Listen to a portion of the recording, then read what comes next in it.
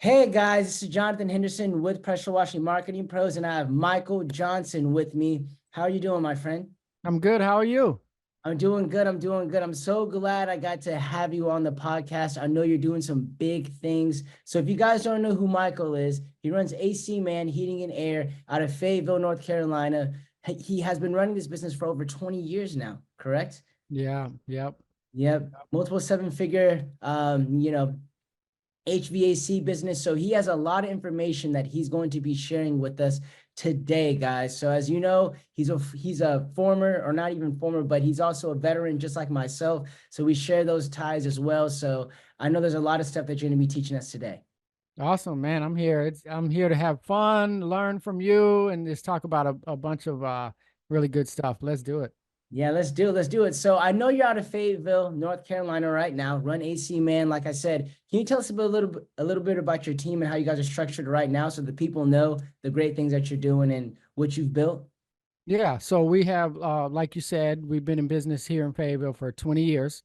I Mm-hmm. was in the Air Force like yourself Mm-hmm. for 6 years straight out of high school, man. Straight out of Los Angeles, California is where I grew up, Mm-hmm. and joined the Air Force. Ended up planted right here in Fayetteville, North Carolina, where Fort Bragg is. It's now Fort Liberty, right? Yeah.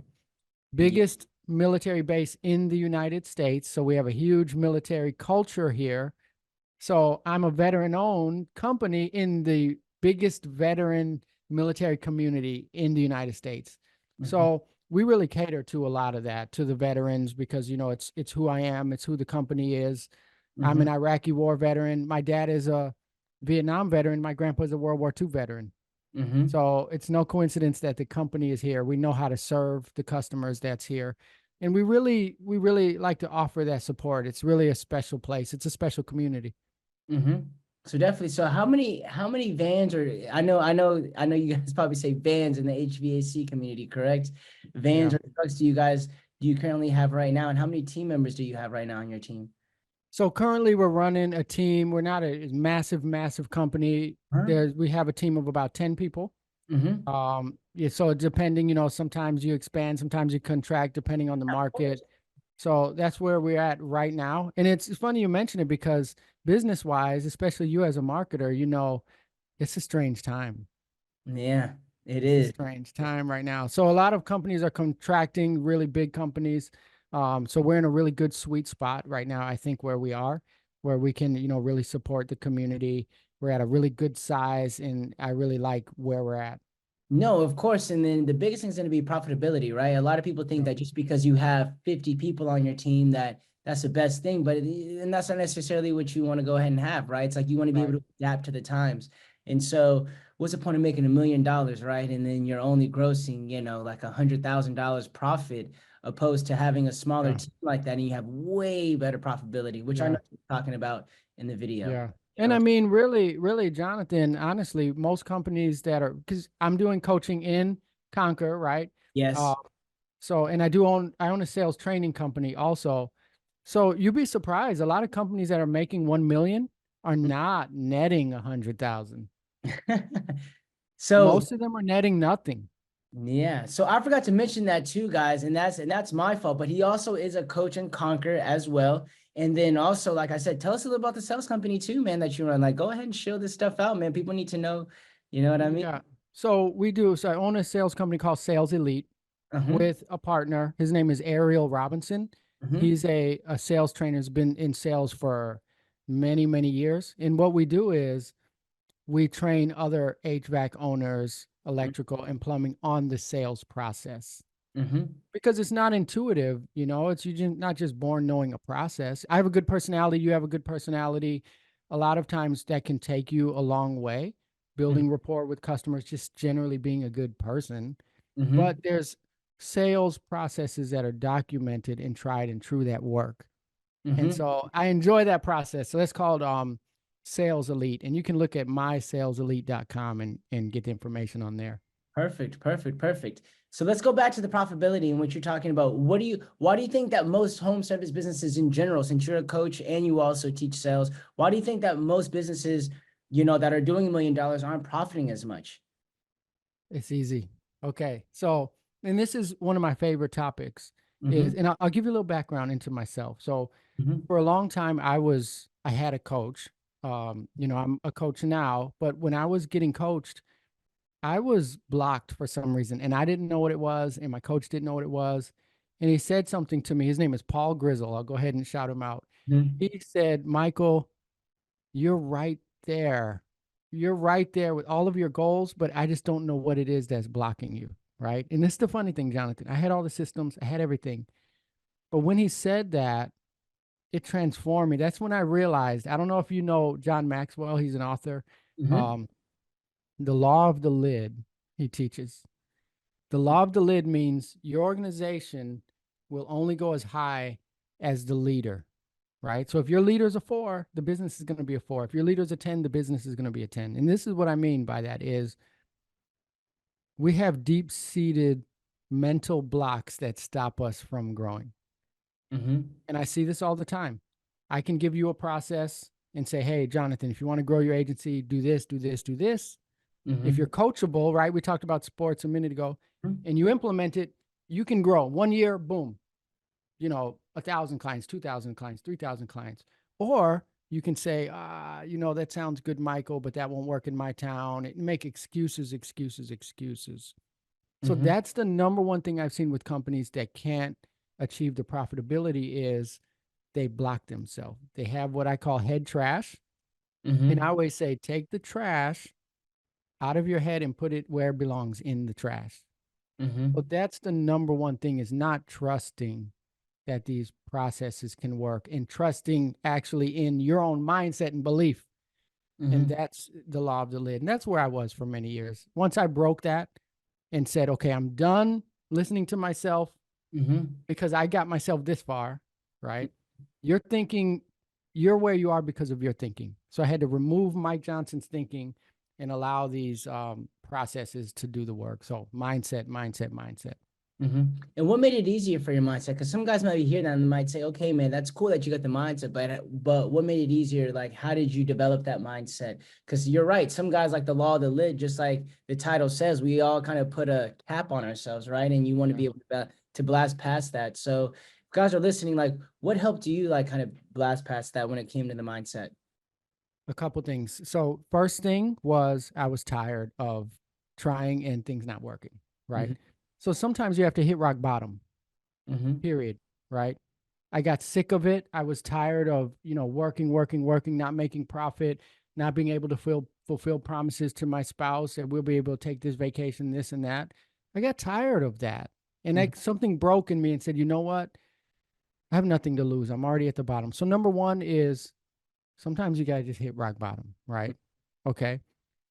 The reality is a lot of these companies are already at rock bottom because they're not profitable. So good news, they're already right there.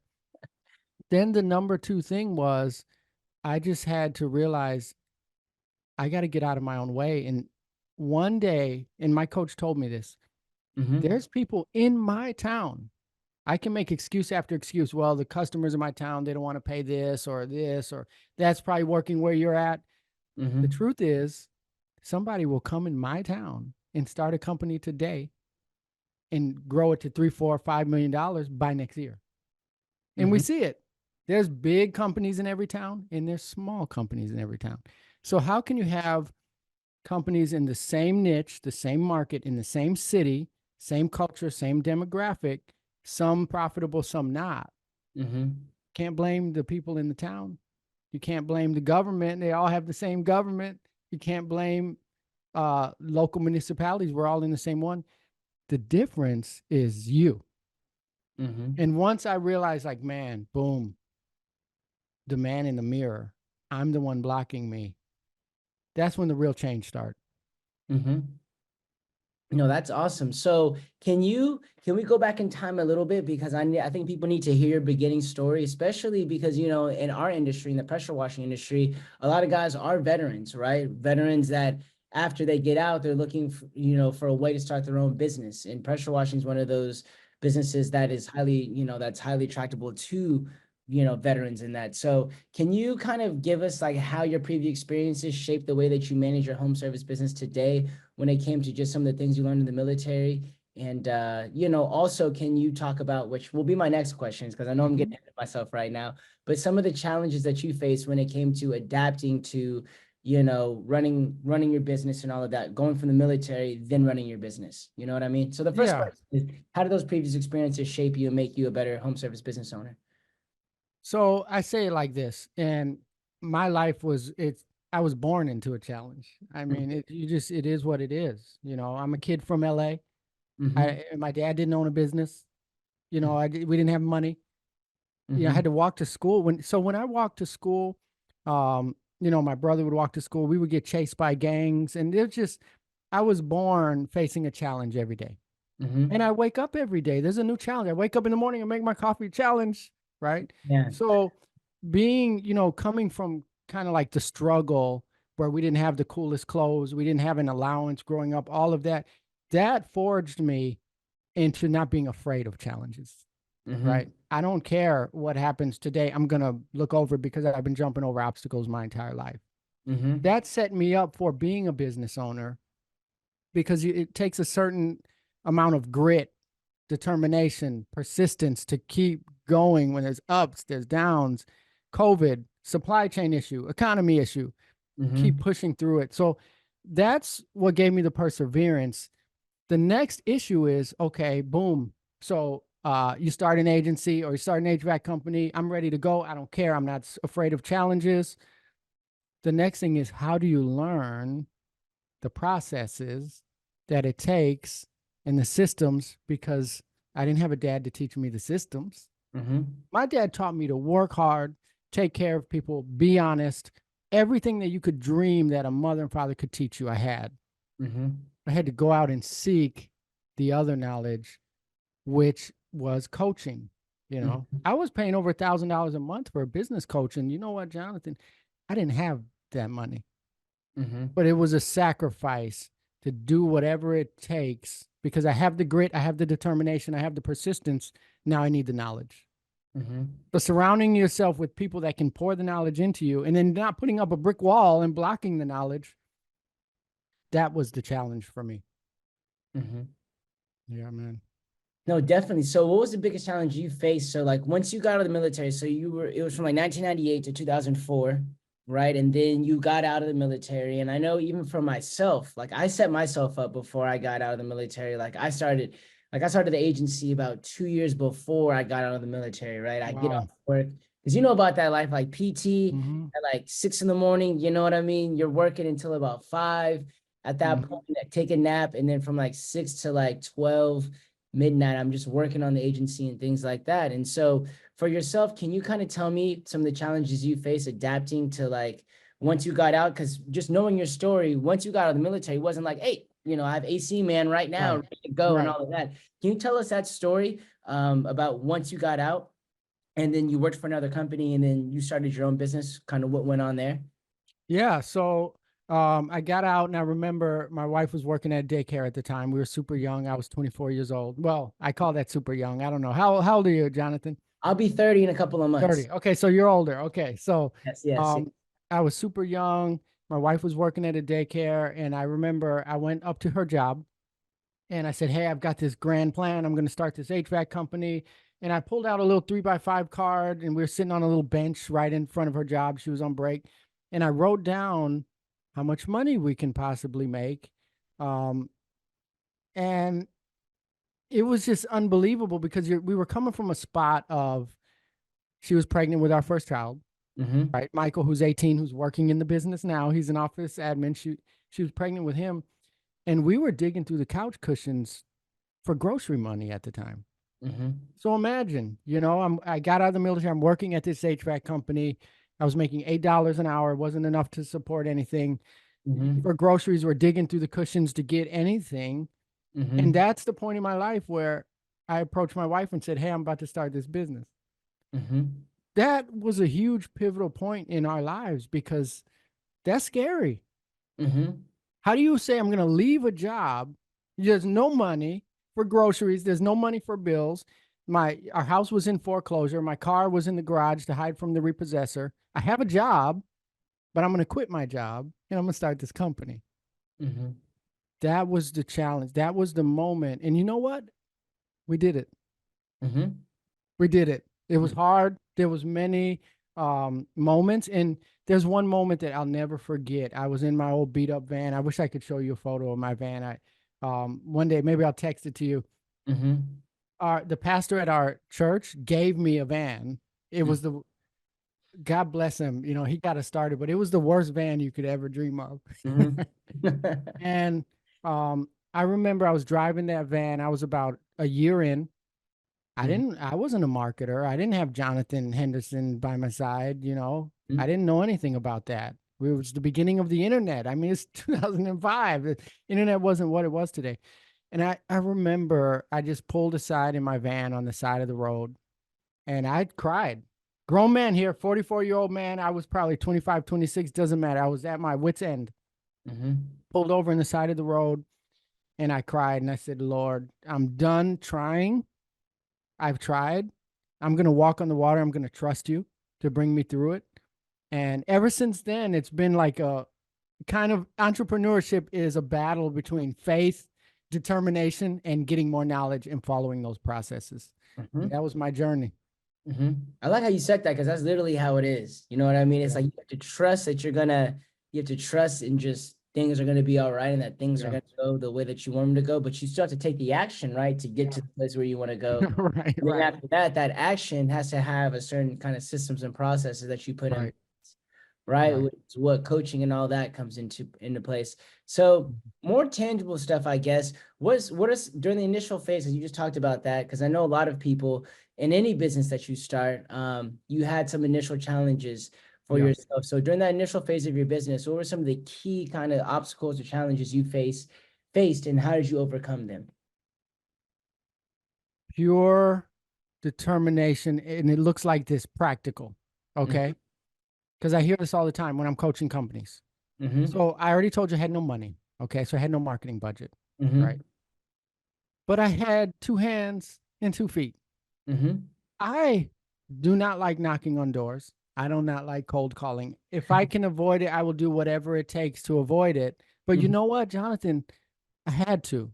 Yeah. I had to. And I coach a lot of companies and say, hey, go to this networking meeting, go knock on doors, go put cards on cars. And they say, well, I'm an introvert and I'm excuse. Because on one hand, you're telling me you have no income. And on the other hand, you're saying, I don't want to do it because I'm an introvert. Mm-hmm. I didn't want to knock on doors, but you know what I did, Jonathan? Mm-hmm.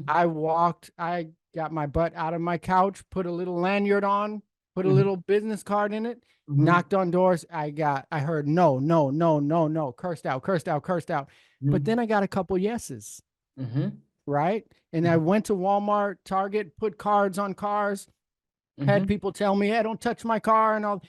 I remember I went to the hospital, the local hospital, and put cards on all the cars.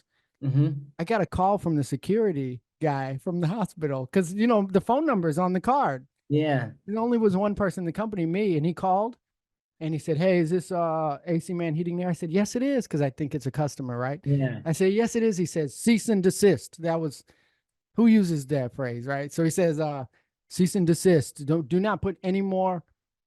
And you know what I did? I stopped putting cars on at the hospital and I drove to another place and put them on. Mm-hmm. And it's that kind of determination that says, I'm going to do the digital marketing because I need to. I'm Mm-hmm. going to do the ads because I need to. I'm going to do the website and SEO because I need to. But I'm also going to get out there and meet people. I'm going to network. I'm going to knock on doors. I'm going to put cards on. I'm going to do whatever it takes Mm-hmm. because if that phone doesn't ring, Mm-hmm. no one is going to be able to say it was because of me. Mm-hmm. So, No, and you're right about that. And I always, even in our agency, we turn down probably 80% of people that come to us. And that's only because they don't have that foundation yet built for their business, right? They may have started like 4 months or like, Jonathan, I don't have anything on the calendar. And they're looking at us to be just their savior, right? And then when they go with the mentality of that, I know it's just not going to work. Because even if we get them results, they're going to be like, well, I wasn't able to close them. And there was something that I'm glad you said that, when it comes to determination and grit, because I think we all have to graduate from that school of hard knocks. Like majority of it's like there's probably 1 to 5% of businesses that started with like a really good grant or, had investment where they had money that they could start with that from. But if you're starting this yourself, bootstrapping it and all of that, I always tell guys when I talk to them on the phone, I'm like, you have to just graduate from the school of hard knocks. You have to Yeah. learn the door knock. You have to learn how to sell. You have to learn how to position yourself. You have to learn how to do all of that stuff. So Yeah. I'm glad you said that. Even me as a marketing company, do you think the Hmm. first thing I did was run Facebook ads or do any of that? No. I Right. actually would break down people's websites and then I would just I would send it to their email, their Instagram, their Facebook, everything. I call it digital door knocking. You know what Yeah. I mean, it has to be done. This is you putting yourself out there. You I know, it's not always comfortable. And people will look at you and they'll look at me and say, yeah, but you got the personality and you're the, no, I have to overcome my own insecurities and everything to do stuff like this. hmm You can make excuses over and over and over, hmm but you have to put yourself out there. And what people do, and I believe in digital marketing ads, I believe in website, I believe in SEO, but I also believe in you can't use that as an excuse to say, if I just spend this money, then I won't have to do this. hmm Because, Exactly. yeah, I mean, so think about this. And I know you know this, so I'm saying this for the sake of the viewer, Yes, yes, yes. is if I say, oh, I'm an introvert, I don't like cold calling, I don't like door knocking, I don't like rejection. So I'm going to pay Jonathan's agency. And guess what? Jonathan's going to do a good job. He's going to send a bunch of leads. Guess what you're going to have to do when those leads come in? Close them. You're going to have to call them. hmm And that's what happens is you end up sending leads. They don't follow up with them. They don't do anything because they haven't unlocked. You have to fix that problem before we start getting leads in. So let's make a process. I'm hmm about to send you a bunch of leads. My agency is going to work. hmm But before we do that, let's get your process dialed down to make sure you don't blame me. hmm These were trash leads. No, you called them 4 weeks after they filled out the form. hmm The lead went cold. So it's a process, right? No, it's a process. And I'm glad you said that because when you first started your business and even when you're coaching your guys, what is the first process? If I'm a new business owner, home service business owner in particular, and let's just say that I'm now probably doing about $10,000 a month, right? I'm just not at this point where I can like at least put food on the table, you know what I mean? And I have all of that, but I really want to be at a comfortable position. Mm-hmm. What is like the first process you would tell guys that they would need to implement in their business? Okay, first thing you need to do is become known. Okay. Okay. Because if no one knows you, they're not going to hire you, hmm period. So the first thing you'd have to do is get out there, get your face known, tell people that you own a company, hmm communicate it in a way to where people are hearing that you want business, right? So it takes a little bit of humility to not just go around saying, oh, yeah, I'm doing this, I'm doing great. You have to communicate it in a way of, hey, if you know anyone, I'm a small business, we need work, we have spots on our calendar. If you know anyone, so become known, let people know that you're open for business, hmm right?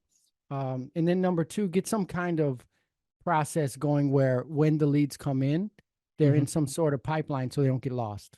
hmm Because what happens is if you're a one man, well, if you're making 10K a month, that's 100K a year. hmm It's not a lot. It's really small. Basically, you're only paying your salary, right? Yeah. So what's happening is you're doing the work. You're on the wrench, you're on the roof, whatever it is. So what happens when you're in the thick of it and you're muddy and you're sweating and you're cold or you're hot and the phone's ringing? You're not answering it. hmm That's $1,000 out the window, $5,000, 7,000. hmm So come up with a process. And I always say probably the first person you need to hire is someone to answer that phone and put people on the calendar. That was gonna be my next question to you. Is that like because a lot of guys will think that it's a tech, right? And I'm always of the belief, and I'll always say this all the time in that sense, right? Like it depends on the industry, but in the home service industry where you're gonna get a volume of calls like consistently every single day, in that sense, because like in an agency, you get to a point where you get a lot of those calls, but it's like you have to be able Mhm. to filter that, and the owner can still do some of the sales because they can sit there, at a computer. But because if I'm doing work, right, as an agency owner, I'm still at a computer, I'm still doing all of that, right? So I can still take sales calls. But when you're out in the field on top of a roof or you're in somebody's home fixing their heater, whatever it may be, you can't just like, Right, just stop and just answer the phone like that, right? You can't just right. do that, you know? And so I'm glad you said that. And why? Can you give us a couple of reasons as why you say that, you know, the first hire should be somebody in the office? Because somebody might rebuttal and say, look, man, doesn't it make sense? You're telling me I need to not be on the roof, or I need to like get out of the, you know, fixing the stuff inside their home. Like, wouldn't it be smart to get a technician and then I can just answer the phone and do all of that? Why do you say that you should hire like an office manager? Like, what are some of the reasons why? I mean, if someone told me that exact scenario that you told me, I would say, okay, so the point still stands. Either you're going to hire a tech, Mm-hmm. and basically the point is you need to get off of the tools Mm-hmm. because you need to be working on your business. Mm-hmm. Okay, so we need to do what's the fastest way to get off of the tools to work on your business. Mm-hmm. If it takes hiring a tech and you getting out and answering the phone, fine. Mm-hmm. Or if it's getting someone to answer the phone so you can get more organized, so you can go out and recruit, because you're Mm-hmm. not just going to hire a tech. Mm-hmm. Yeah. You know, somebody's got to step back. I mean, these are high quality jobs. Mm-hmm. You're not just going to get some technician who's making 100K somewhere and you just land there. You're going to have a recruiting process. You're going to have an onboarding process. You're going to have a vetting process. Mm-hmm. So it's like pick your poison, Yeah. pick your poison, you know. But when people ask me that and they say, well, Michael, you know, I know you say you got to hire him and hire him and hire him, but it's not working. Then I say, okay, you don't have to trust me. So you're coming to me because you're not profitable, or Mm-hmm. because you're making 100K a year, 200 or 300K. Ask anyone, go to any company in your town that's grown and ask them the same question. Should you be on the tools? Mm-hmm. Ask them. And then go ask a bunch of people who are on the truck, one-man companies. They're going to give you your answer, Mm-hmm. right? So, and that's the kind of thing, and you do run into that exact thing. But yeah, Jonathan, I say, if you're on the truck, somebody's got to answer the phone, Yeah. right? Mm-hmm.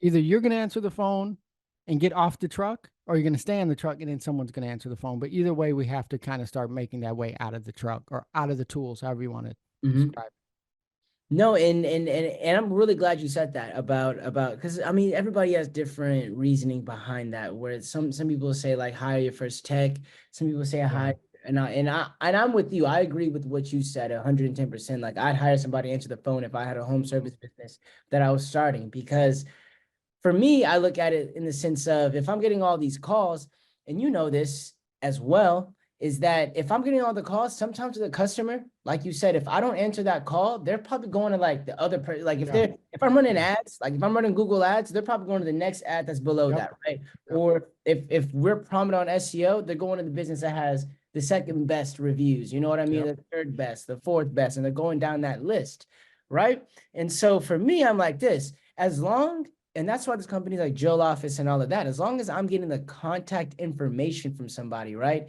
I'm getting the Yeah. contact info and they at least know that, okay, these guys took down my information. These guys, I should hear back from them. Then yeah, if you have somebody in place like that, you could still go close them after your job, you know, or they can go put that on the calendar, like give this person an estimate after you're done with this job, right? Like Yeah. you can schedule the estimate and do things like that. So I'm glad you said that. Yeah. I'll tell you real quick before Yeah, you yeah, of go to course. the next one is, so in our company, okay, so we have techs and everything. Mm-hmm. Really customer facing, the only people you see is the techs. And we have really good technicians. They're really good people. But I will stand by and say this. The lady in our office, our dispatcher, our CSR, she's the glue that keeps everything together. Mm-hmm. Everything. And people don't see them, but that's the first touch point, Mm-hmm. right? So they call and that person has a smiling attitude and they're lovely on the phone and they're friendly. That's putting the job on the calendar, Mm-hmm. not the tech. It doesn't even get, if you talk about the timeline of a service call, Mm-hmm. step one, they hear about you somewhere. Okay. Step two, they call. Boom. It doesn't Mm-hmm. even get to step three Mm-hmm. without them. So that's why I say, hey, you need to really handle that intake. Mm-hmm. That intake is very important. Even if it's, I mean, even if you have an AI, just capture the information. Because if you miss that call, I promise you, I'm in HVAC. It gets 100 degrees in North Carolina. Mm-hmm. 30 seconds doesn't go by before they ring that second person, unless someone took their information. Mm-hmm. Exactly.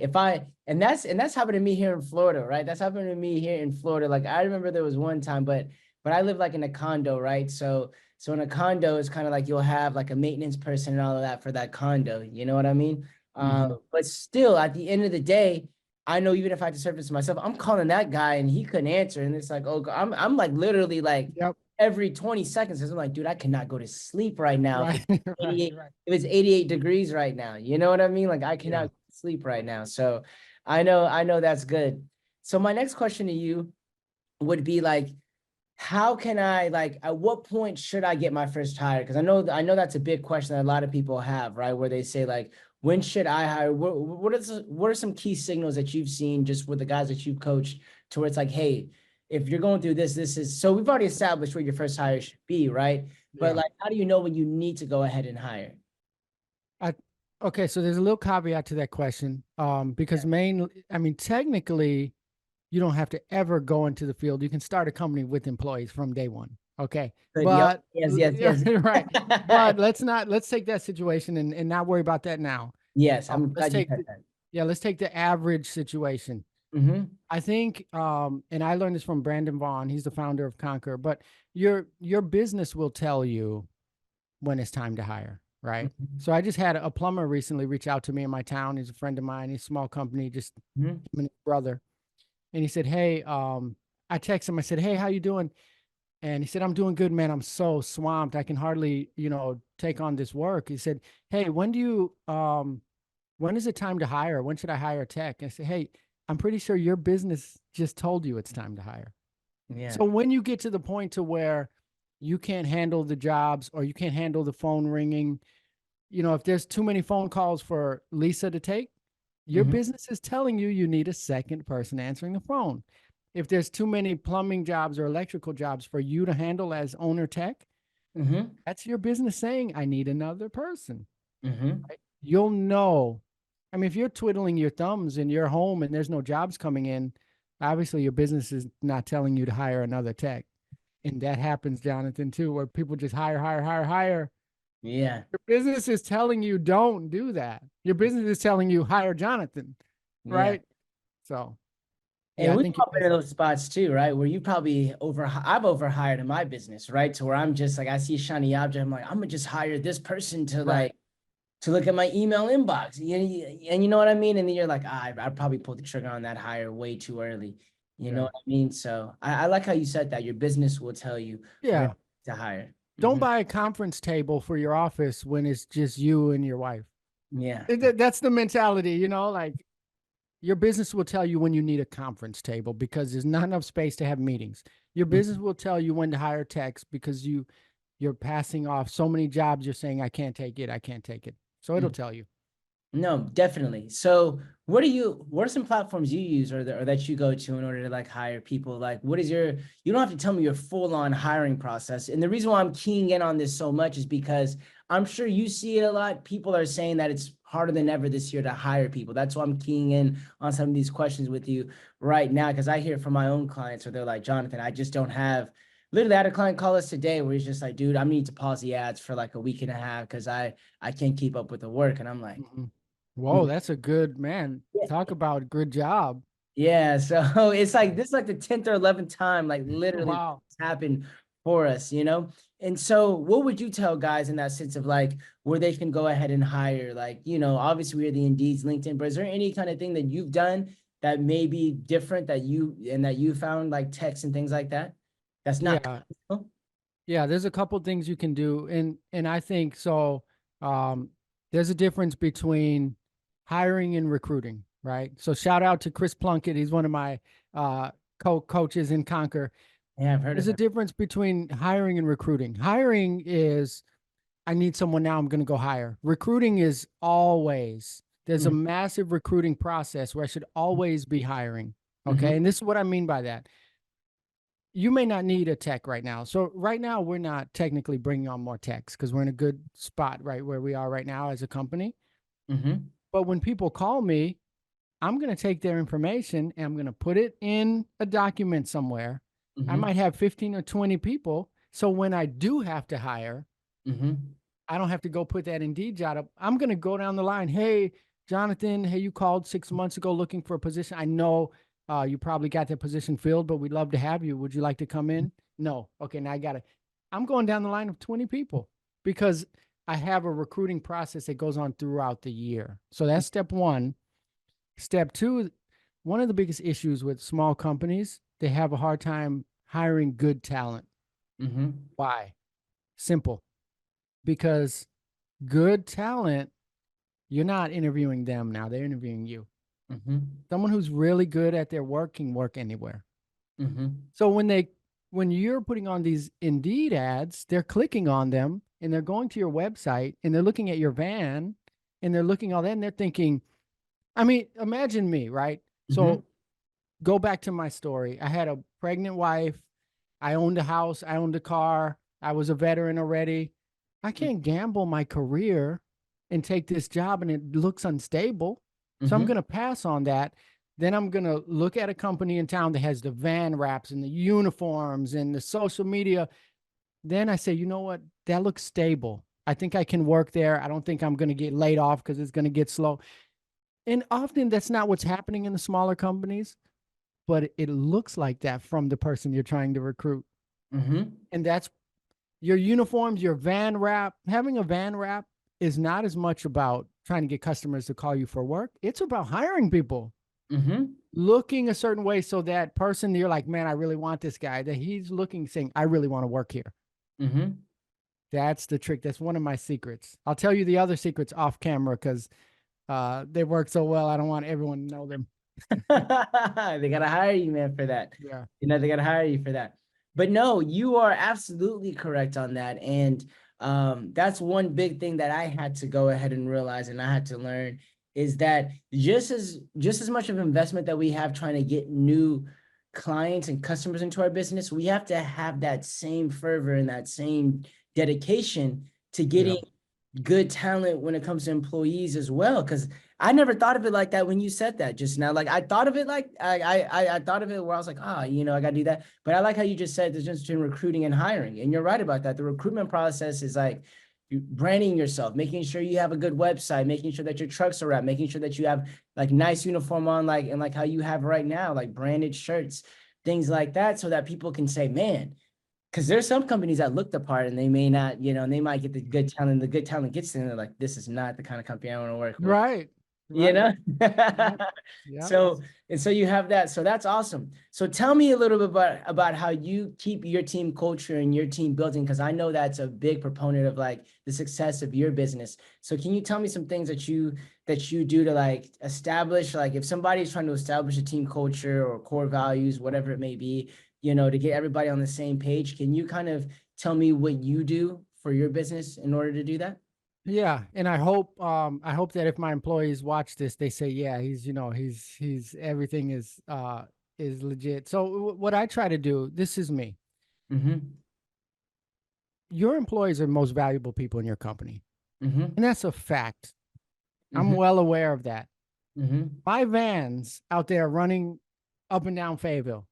Guess Mm-hmm. what? If I don't have those techs in those vans cannot run up and down Fayetteville and do work. Mm-hmm. I will have 4 van and ask me how I know, Jonathan. Ask me how I know, How do you right? know? How do you know? Because in 20 years will tell you, I mean, it's the people that make the company. Mm-hmm. If those vans are empty, they bring in nothing. So Mm-hmm. you have to realize in your mind, it's not that, oh, these people are lucky to work here. You're lucky for these people to devote their lives and their day, every day, 5 days a week to come here and help this company. Mm-hmm. And a lot of owners are too arrogant to consider, like, wait a minute, I'm lucky to have them. Mm-hmm. Wow. And once you shift that in your mind, and I think about my techs every day, I'm like, man, it's a blessing that they're coming in every day. They can Yeah. go anywhere. Yeah. And I try to treat them as such. If they need off, I give them off. Mm-hmm. Right. We're in high school graduation this week. My dispatcher, her son graduated and she said, hey, I'm going to take off and I said, go for it. Transfer the phones to me. Mm-hmm. Take whatever, because what happens if she decides to not help? It's a complete mind shift, Mm-hmm. right? So you have the things in place to make sure. There's a saying by John Maxwell. I love it. It says, if you have a bad employee, whatever you're paying them is too much. Mm-hmm. If you have a good employee, no matter what you're paying them, it's not enough. Mm-hmm. So you have that mindset of you have the things in place to make sure that you hire the right people. Because oftentimes people will say, well, Michael, I can't just give people days off whenever they want it because they'll take advantage of it. No, they only take advantage of it if you hired the wrong people. Person. Bingo. Right. If you vet them correctly and have a really good hiring process, and you have an employee avatar, or you have everything set. I know what kind of person I want before Jonathan even comes to, I know what, and then he lines up with that. Now, Jonathan's not going to take advantage of that because I hired a good person. If Jonathan says he needs off, you get off. And that's what we build, right? And it's the same thing. They reciprocate that for me. I took a week off. I went to Italy with my wife, March of this year, from the 6th to the 12th. And I told my team, hey, I'm going to be gone for a while. I may not be able to answer the phone. If you need me, I'm here to support you. And you know what? They didn't call me. You know why? Because I support them. When they're off, I don't call them on the weekends and at 5, 6, hey, what's going on with this job? No. There's a magic button that I tell people on Gmail. You hit send. You hold that button down on your phone and it'll say send at 8 a.m. tomorrow. Use that. Schedule send. I did the same thing too with my team. I do that because I'll be here working. Because I'm not gonna lie, I'm one of those people that I work sometimes. I wake up sometimes at 9:30 in the morning, which is good because my team they'll answer calls and all that. Yeah. But that's just my schedule that I like to work. I like to wake up between 8 and 10, right? But I like to work though at the same time until the evening time, right. PM things. And then my team gets off, majority of my team gets off at in an hour and 15 minutes, at 5, right? And so I'll look at it and I'll be working at 7 and I'll be I want to send this message to them so bad right now. You know what I mean? It's I want to send it so bad. But then schedule send. Schedule is amazing. Yeah, I'll hold it down. I'm I'm gonna schedule this send at 7 a.m. You know what I mean? When they get in or right before they get in with all that stuff. So you're right. And then you're right about one thing that I think that you can attest to more than I can, but just what I've learned recently as well, is that when you're hiring and you're doing all that, you're not going to even there's people that are very good at the hiring process. So they're good at getting hired, you know what I mean? And having a job. And then when they get here, they're oh man, this person is not. Yeah. That they were. I'm sure you went through that. We've all been through that, right? And so I also tell people, and I'm glad you said it, that you want people that align with your vision and your culture. You know what I mean? So what are some things because I know for me, right? I'll say mine and then I'll have you speak about your stuff, because I want to hear about yours.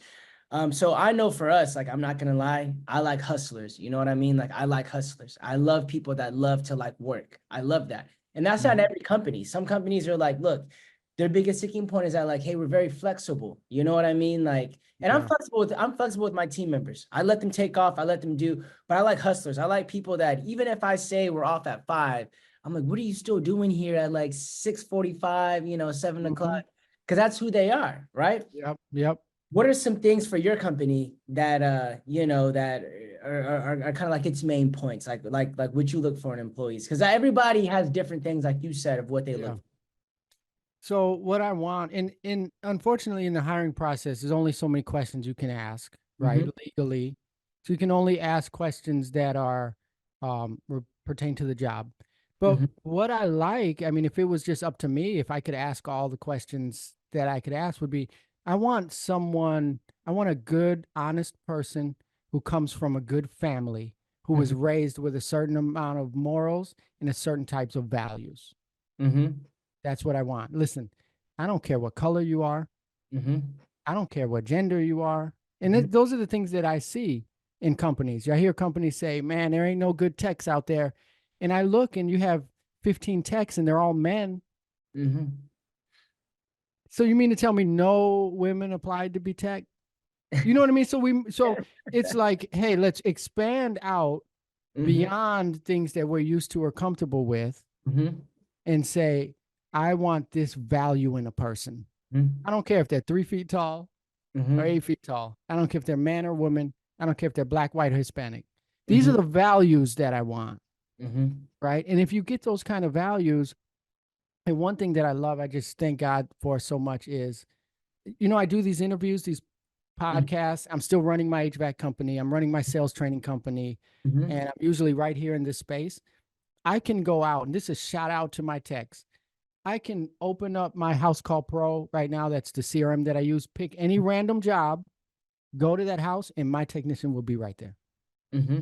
I can bet you money. I can say I'm $500 bet.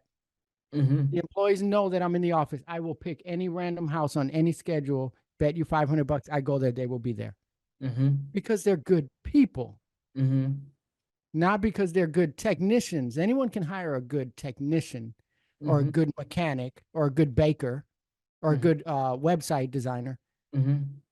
But finding a good person, I can train all that other stuff, but I Mm-hmm. can't train someone to be where they're supposed to be when no one's watching. Mm-hmm. So I'm looking for a good hearted person. Sounds cheesy.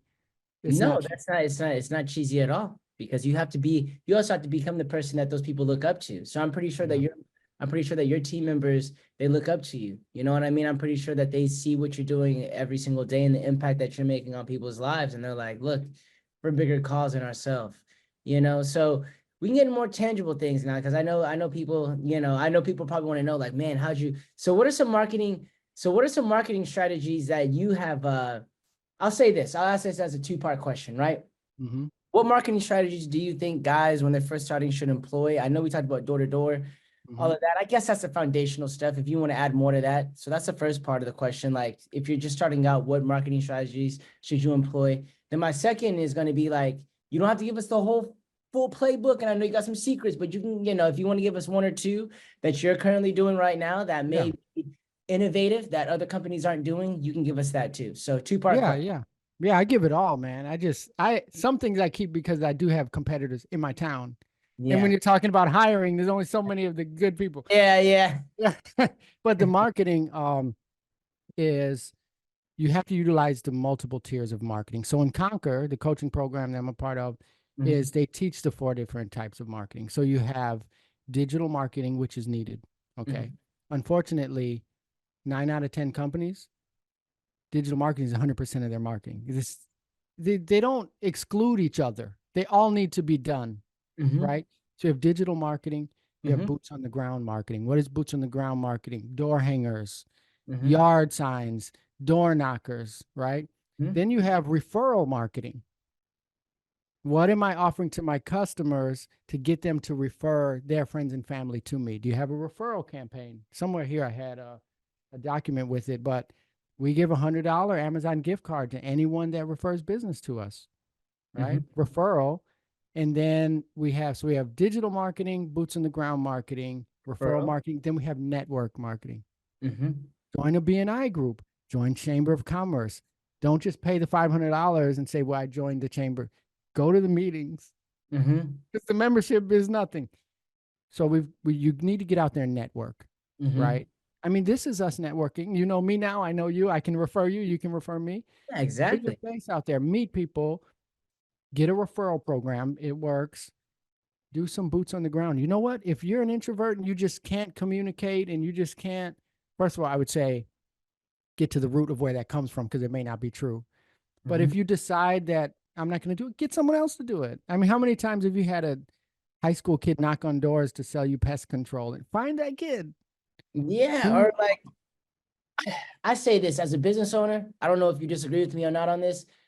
Like, even if you're an introvert, you don't think that Steve Jobs was an introvert? You don't think he was an introvert? He wasn't definitely like a guy that you would like, I have a beer with this guy. You know what I mean? Like, yeah. he's the type of guy that you think Elon Musk is an extrovert? You know what I mean? Like, I tell Yeah. like some of the people that make the most money are introverts.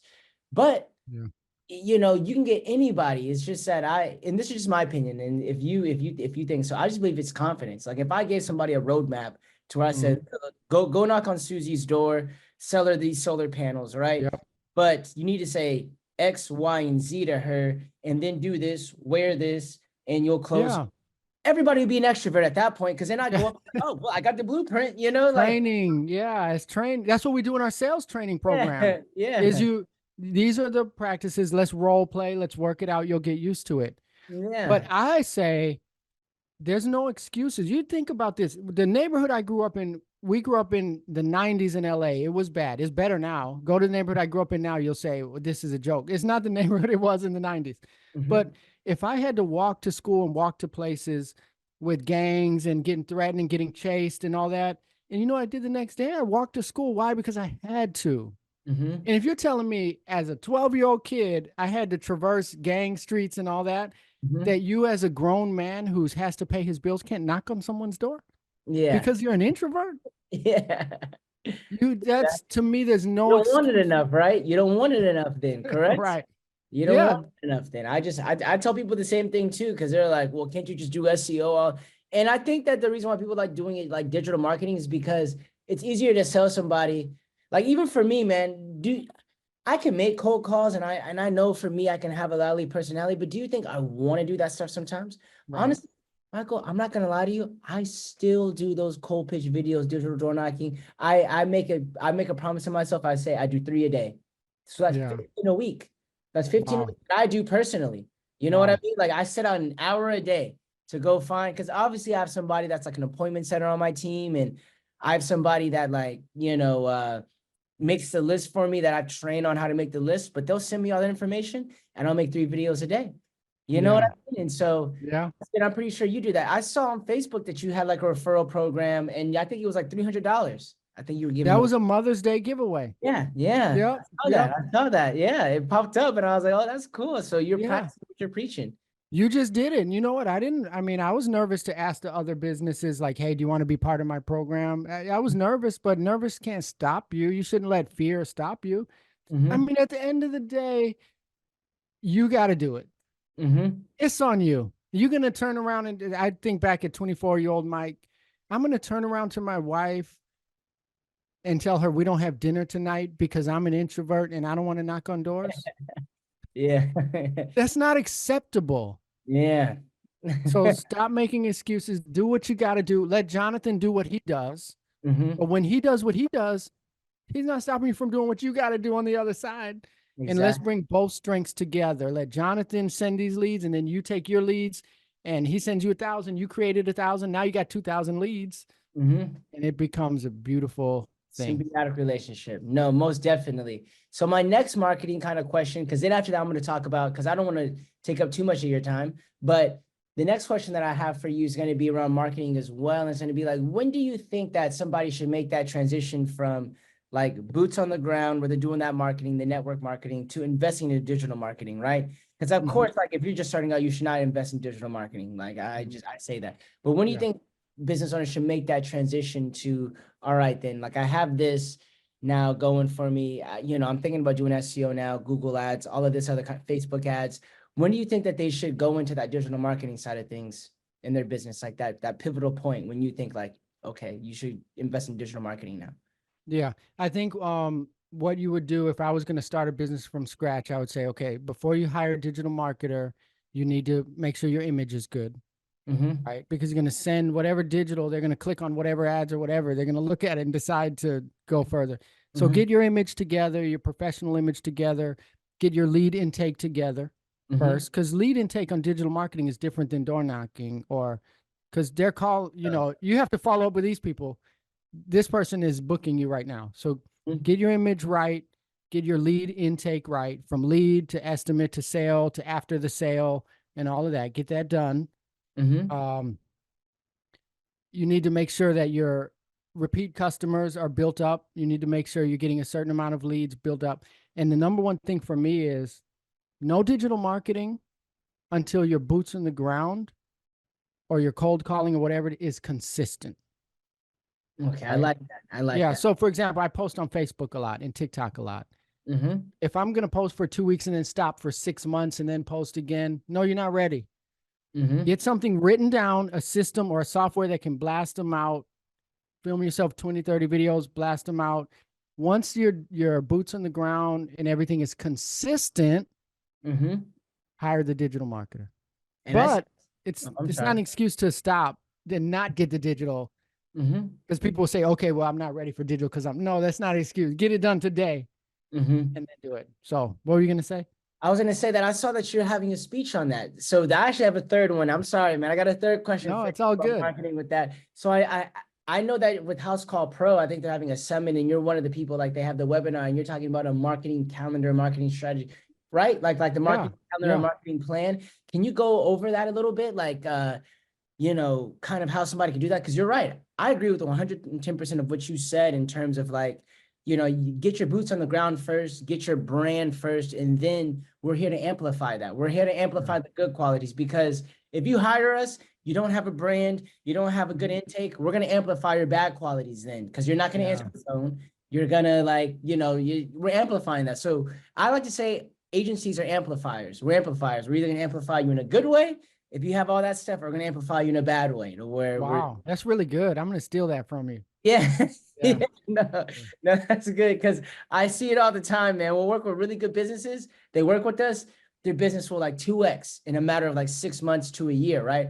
Then we'll work with other businesses and we'll just amplify the problems they already have. Like they're like, dude, you know, I had 3 guys quit on me today. I had this, like I have these 4 jobs, and I'm like, we just really amplified this guy's problems. You know what I mean? Like we amplified his problems right now.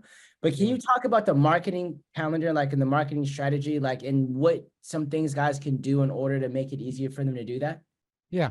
But so in short, because teaching a marketing calendar is like weeks of, but Yeah, in it like is. It is. It is. like in short, you have to have something down. A marketing calendar is mainly any document or sheet or whatever it is that has down what marketing you're going to do and when. Right. So for example, I'm going to post on Facebook once a week. Right. So then I can click off, I did it for this week. What's next? I'm going to go door knocking for an hour. Check. And you have all those dates built out. Right. So that's the marketing calendar. My section on that speech that you're talking about in particular was the message. So then what I'm posting, whether it's a Facebook video, a TikTok video, an ad, what's the message that you're putting? Because obviously I do HVAC, hire me. That's not a message. Yeah. Right. So what is your company's message? And you hear my message all the time. It's the core who we are. If you see most videos of me, I'm saying, hey, my name is Michael Johnson, AC Man Heating and Air. We've been in business right here in Fayetteville for 20 years. I'm a veteran-owned company. I'm an Iraqi war veteran. My dad is a Vietnam War veteran. My grandpa is a World War II veteran. So we are at the heart of everything that you. So I have a story. And everything we put out. And I would tell my marketer, this is my story. Put this out. And when I do videos, you're going to see that. Every video you see, you saw that Mother's Day thing I did. I see all your videos now, man. I'm like, he's doing his thing. What was I standing in front of in that Mother's Day video? Your My van. van. Yeah. Why? Because that's my brand. That's my story. You're going to see that on everything. My brand, my logo, my story. You're going to hear it. It's not an accident. Everything is consistent. Right. So you're going to see my story on my website, my marketer, my Facebook ad. I have a Facebook ad running right now. Shout out to Brian Henge from AdHenge that does my marketing. If you look at it, it's funny because I'm holding my phone up like this and I'm running an offer. And in the background of the video is our biggest local landmark in Fayetteville. Do you think it's a coincidence I have an ad with the landmark in the back? It's relating to the person. That's how I know you know how to do your marketing. No, keep going, because you're hitting on you're hitting on all cylinders when it comes to that. And this is coming from a marketer himself, right? Because that's why I knew your Facebook ads kill it and crush it, right? Because I already see that you're not, oh, I'm afraid to get in front of the camera. No, I tell people all the time that like the best Facebook ads that work, you need to have them. So for example, Facebook is gone now in terms of this, right? Which is, and I'll see if you can confirm this as well, is that like 6 years ago, you could put out like a normal little, like a still image of you with a wrench, you know what I mean? And fixing an AC thing and then running that, and that would get leads, right? But now you want your ads to be kind of like conducive to somebody's Facebook timeline. So like you want it to be like, oh, you want it to be as if it's like as if it fits in with what they're looking at on Facebook. Yeah. So if you have a video and you're like, hey, you're at this landmark, the people that are in Fayetteville that you're marketing to, you know what I mean? They're instant connection. This guy might be my Facebook friend. Right. Like, and like, what is this? Like, this guy might be my Facebook friend. And then bam, you got it. Also, another thing that I admire about your marketing strategy is that you're in Fayetteville.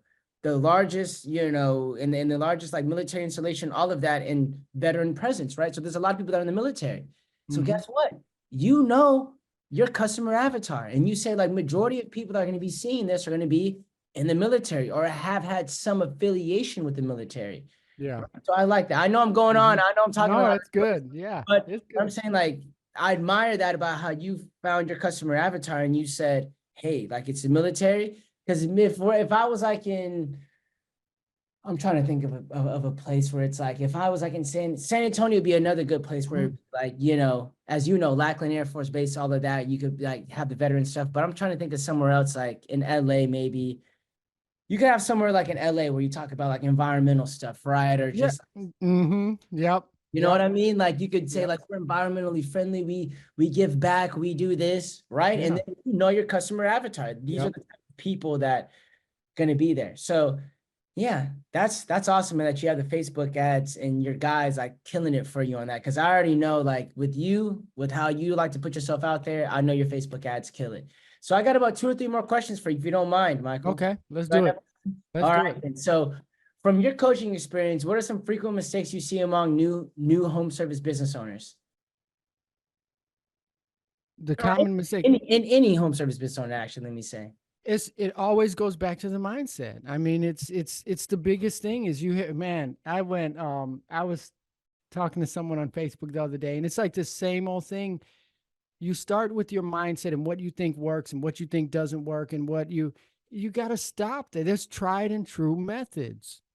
You Mm-hmm. know, it just hurts my heart when I explain things to people and I say, man, all you got to do is walk down the street and make a left and you'll see the Walmart Yeah. right there. And then they make some kind of excuse. Well, you know, if I go down there, it'll probably be closed. You have like victim mentality Yeah. type thing.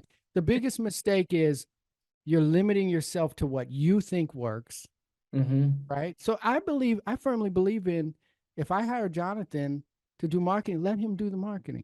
Mm-hmm. Let him do it. I just had Dan Antonelli do our rebrand. Um, I'm not Dan Antonelli. I haven't branded That's funny. I just had 5,000 him home. on. I just had him on. Did Right? you? He Yeah, did. it's coming out today. Wow. Yeah, he did my rebranding. So you think That's I'm awesome. gonna sit here and tell Dan Antonelli, nah, actually make the van like this, make the van like that. But Yeah. that's what happens. Mm-hmm. Everything is funneled through what I think, which Mm-hmm. is why I always get the same results that Mike Johnson's gonna get. Mm-hmm. But if Dan Antonelli gets this kind of results on branding and I let him brand, I'll get the results Dan gets. Mm-hmm. If John gets this kind of results on marketing, I let him do his thing, I'll Mm-hmm. get the results Jonathan gets. Mm-hmm. But stepping out of the way is hard for people. Mm-hmm. You have, and I'm gonna tell you a funny story, Jonathan. I'll make it super quick. No, hey, I have time. Let me tell you this. So I had my bath. This is my story about getting out of your own way in business. This is to me sums up everything about me being in my own way. And Mm-hmm. hopefully someone can relate to this. I Mm-hmm. had my bathroom redone in March, Mm-hmm. and we have an inch thick wall cement. So whoever built it decided to put cement an inch thick on the shower. So Mm-hmm. I'm in there busting this thing up, and I'm 145 pounds, soaking wet. Mm-hmm. And I got two teenage boys that are just big. Oh my gosh. They got it from my wife's side of the family. Mm-hmm. And so I'm in there hitting the wall with this sledgehammer and it's not even doing anything. It's barely cracking the tile. And so my wife comes in and she says, you're sweating. You know, I'm the only one sweating. My boys are bone dry. Mm-hmm. And she says, you're sweating. Why don't you let them swing that hammer at the wall? I said, well, you know, there's pipes back there and they might not know what to hit. They might break something. And this is me getting in the way. Mm-hmm. This is a 145-pound guy hitting the wall because I know how to do it. Mm-hmm. And there's two super strong, big boys here. Mm-hmm. So then I finally get so exhausted. I hit rock bottom, right? Like we talked about earlier. I get so exhausted. I'm like, hey, Joel, this is my middle son. I said, Joe, you want to swing this? This boy hit this wall 3 times and took the wall down. Mm-hmm. And you know what? He didn't break anything. Mm-hmm. Did I even have to go through all those hours of sweating? It's like business. Did I have to go through 10 years of business and not growing? I Mm-hmm. could have did the first year and let these people be great. Mm-hmm. That's the mistake. Get out of the way. Mm-hmm. You- Let someone, let people be great. Let your marketer be great. Let your designer be great. Let your CSR be great. Stop hounding her. Stop Mm-hmm. micromanaging. Hire the right people. get out of the way and you'll get the success that Mhm. that person can bring. Mhm. Yeah. No, I like that. I'm a perfectionist, so I know exactly what you mean about Yeah. that. And I've really changed over the last 2 years when it came to that, because I was that person you're talking about. I was in everybody's way. You know what I mean? When it Yeah. came to that, I was in everybody's way. So what strategy do you employ to like balance the demands of your business with your personal life? Because you hear about, and also I want to ask you too, do you believe in work-life balance, or do you believe that's going to be period of times like, do you believe in work-life balance? And I always ask this question to guys like, and like yourself, like, so how do you balance, and do you Of believe in work-life course. balance? Of course. I mean, you're talking to a military guy, and I know you were, hey, you and I were both Air Force, and we were 6 years Yeah. and we got out. Mm-hmm. I'll never forget. I talked to a guy one time. I was probably about 20, and I had been in Air Force about 2 years. Mm-hmm. And this guy, he was approaching his retirement. He looked at me. He said, "Michael," and I remember the look in his eyes. He just looked cold and tired and sad, right? He said, I'm about to retire from the military. I'm getting the retirement, retiring early. He said, my kids are in college. I have not been to one birthday. I have not been to one Christmas or one Thanksgiving. And he said, I'm retiring early at 38 because military retires you early, right? He said, I'm Yeah. retiring early, but he said it's not worth it. Mm-hmm. Right. And I never forgot that. So, we're working and working and working, building our companies, and people are, they're coming out of the field at 7 p.m. and then they're doing the office work and they got to follow up with this because they didn't hire. It's not worth it. There's always going to be another job there, but there's not going to be your wife's birthday, your kid's birthday, this and that. So for me, I do my best. I'm not always perfect, Jonathan, so Mm-hmm. because I can be a workaholic, Yeah. right? But I do my best to clock out at 5. I do my best, and when I'm working 6, 7 o'clock, and my wife looks over to me, she's like, "Hey, you still working?" I say, "You know what? I take that laptop, it's closed." So Mm-hmm. I'm not always perfect, but I do believe in it. You have to get back to your why. Mm-hmm. Why are you doing this? And Mm-hmm. for me, I did it because I wanted to give my family, and I said this on the podcast before, we Mm-hmm. always start out saying, I'm going to start this company to give my family a life that I've always wanted. And Mm-hmm. then you end up working so much and giving them the life they never wanted, which is you not there. So you have to remember the why. And no one is going to say, I care more about this business than my family. So work life balance is important. And really, the balance should be tipped to the family. Mm-hmm. I would rather turn down jobs on those days and lose the money because the family time is worth more. People Mm-hmm. struggle with that because Mm-hmm. they say, how am I going to turn away customers? A guy asked me that 2 weeks ago. How am I going to turn away customers? I say, easy, you're going to, because your kid needs you at that soccer game. You're going to, is it's $2,000? Yes, is gone. Or build up a system to get someone else to do it. But if you're not going to build a system, bro, I mean, you can go to the biggest corporation. I think Walmart is one of the biggest corporations in the world. In Fayetteville, you go there 2 in the morning. Guess what? They're closed. That's them turning people away. Yeah. If Walmart can turn people away, you can turn people away. I like that analogy. I'm gonna use that actually. I'm gonna use that in that sense. But also, and like you said, it's just about knowing your goals, right? Yeah. Like if your goal is to just focus on the money first, and that's your goal, then by all means go do that then. You know what I mean? Yeah. Prioritize, right? Because I see too many guys where they get kind of like, and they'll get a little mad because they'll be like, hey man, you should have hired do this. Well, I only want to run my business where I have free time and I want to run a lifestyle business. Look, man, all kudos to you. If you just want to be the only guy doing the work and you want to run a lifestyle business, like I'm not here to judge you, man. That's what you want out of your life. You know Yeah. what I mean? But eventually, I always tell guys there's no such thing as that, because eventually, you might break a leg and then you don't know what happens at that point. You Yeah. Yeah. That's got no true. income. I That's always, a fact. so I always say that, yeah, like one of my last questions always is like, what makes you like what advice could you give anybody else of like what makes you like a good entrepreneur? Like any kind of like tips, tricks, or just anything that you do that makes you a better entrepreneur. You know what I mean? Yeah. I get up every morning and I do it again every Okay. day. That to me, that's the number one thing. It's consistency. Good day, I'm here running my company. Bad day, I'm here running my company. I'm going to get up. I'm going to make my bed. I'm going to make my coffee. and I'm going to face whatever challenge comes today. Mm-hmm. That is the struggle now with the way the economy is. And you're a marketer, you hear it. There's no leads, marketing doesn't work. It's Mm-hmm. just another challenge that's coming. Yeah. So the consistency. Are you going to decide to do this? And when you decided to do this, you're going to get up every day and you're going to push through. And to me, that's the biggest strength an entrepreneur can have, is to persevere through the ups and the downs. Mm-hmm.